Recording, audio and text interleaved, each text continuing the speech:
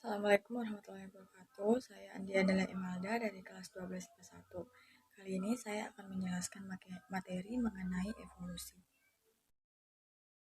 Ini adalah sebagian besar teori yang akan kita bahas, yaitu satu teori mengenai evolusi yang dicetuskan oleh para ahli. Kemudian yang kedua adalah bukti-bukti evolusi. Nah, bukti evolusi ini adalah penemuan-penemuan yang mendasari munculnya teori evolusi. Dan yang ketiga itu adalah mekanisme evolusi. Sebelum kita masuk ke teori-teori evolusi, kita harus tahu dulu apa itu evolusi. Jadi evolusi adalah cabang biologi yang di dalamnya itu mempelajari tentang asal-usul dan sejarah makhluk hidup, serta hubungan genetik antara makhluk hidup yang satu dengan makhluk hidup yang lainnya. Nah, evolusi ini juga diartikan sebagai perubahan yang dialami secara perlahan dan dalam jangka waktu yang sangat lama. Ini adalah teori Charles Darwin. Charles Darwin dikenal sebagai bapak evolusi karena hasil penemuan-penemuannya yang ia bukukan lalu diterima oleh setiap kalangan. Nah, Charles Darwin itu menyatakan bahwa evolusi itu disebabkan oleh proses seleksi alam. Prinsip-prinsip pokok dari teori Darwin adalah makhluk hidup bervariasi. Jadi, menurut Darwin itu, makhluk hidup diciptakan secara bervariasi. Manusia diciptakan secara bervariasi. Semua spesies bervariasi.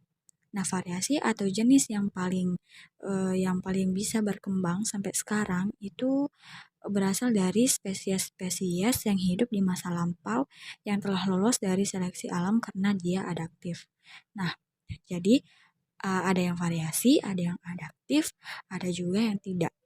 Nah, yang adaptif inilah yang bisa bertahan, yang bisa survive sampai sekarang. Selanjutnya, kita akan membahas mengenai bukti-bukti evolusi.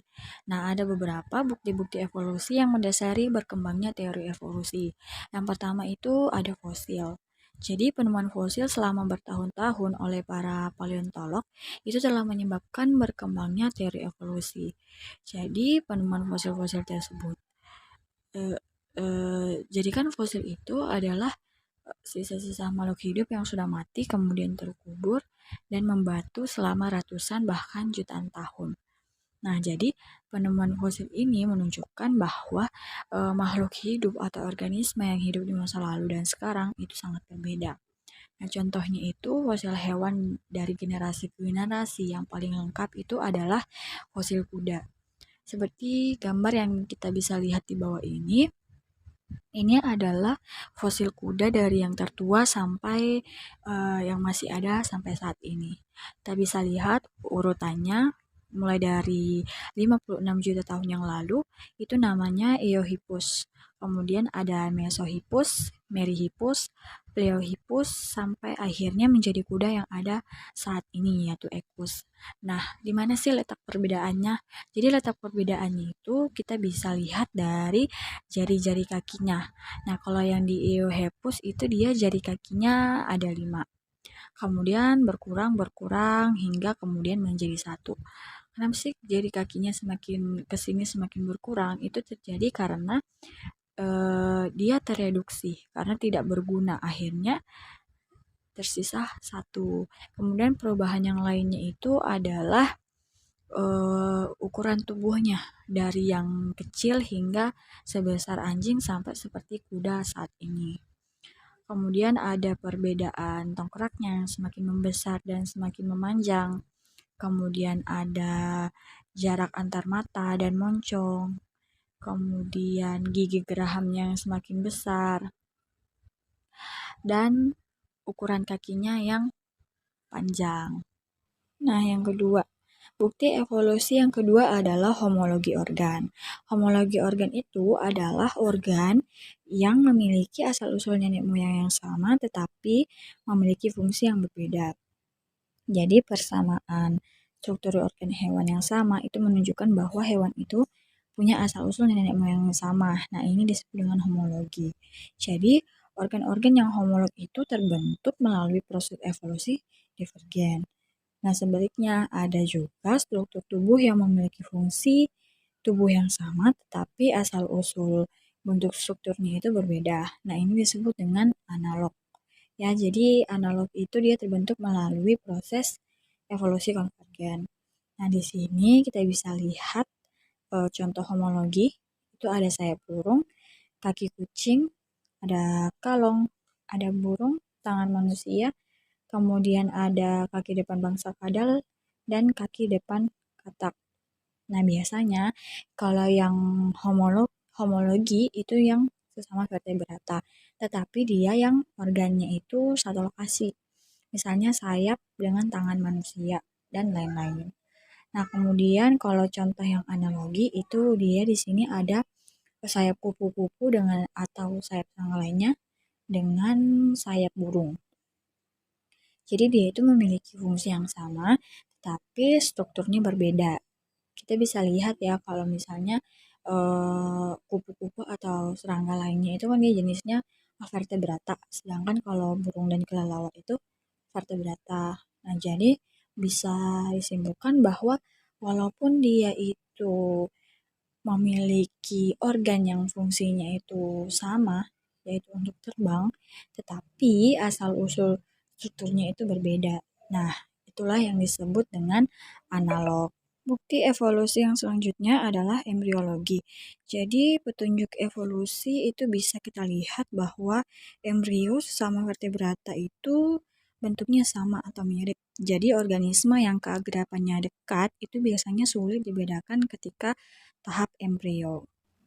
Lalu ada juga seleksi alam yang teramati. Jadi pada awal tahun 1850 di Inggris, itu dia lebih banyak ngangap bersayap putih dibanding dengan ngangap bersayap hitam. Namun setelah revolusi industri, yaitu pada tahun 1900, itu lebih banyak ngangap bersayap hitam dibanding ngangap bersayap putih. Mengapa? Karena revolusi industri ini itu menghasilkan banyak sekali limbah, sehingga langit berwarna hitam dan pohon-pohon juga berwarna hitam.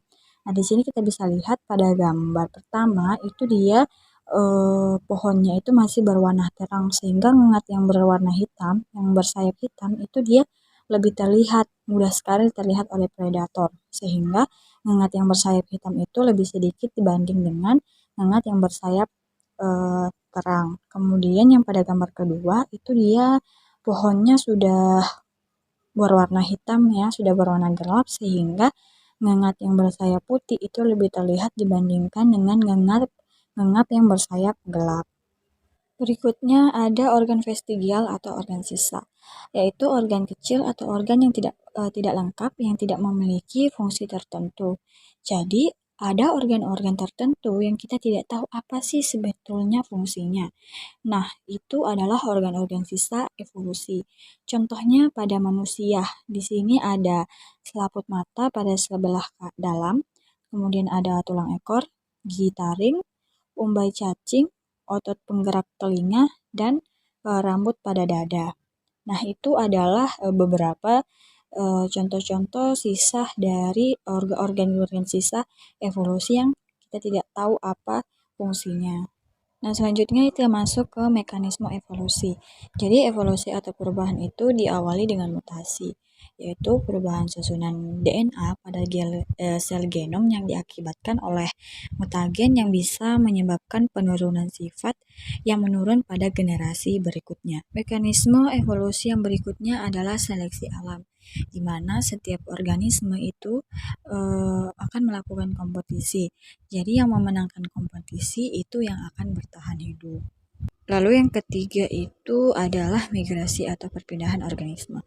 Jadi migrasi ini itu dia menyebabkan organisme beradaptasi sehingga menyebabkan perubahan pada struktur tubuhnya yang kemudian menurun ke generasi berikutnya. Kemudian yang keempat itu adalah rekombinasi gen. Rekombinasi gen ini terjadi karena adanya perkawinan silang sehingga menghasilkan variasi atau spesies baru. Dan yang kelima itu ada genetic drift. Jadi genetic drift ini itu terjadi karena adanya perubahan pada frekuensi alel dalam satu kumpulan gen yang terjadi secara acak dari populasi yang terisolasi. Jadi populasi yang terisolasi ini adalah populasi yang tertutup.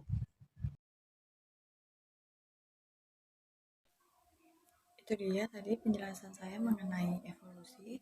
Semoga apa yang saya sampaikan bisa dimengerti. Sekian dari saya. Wassalamualaikum warahmatullahi wabarakatuh.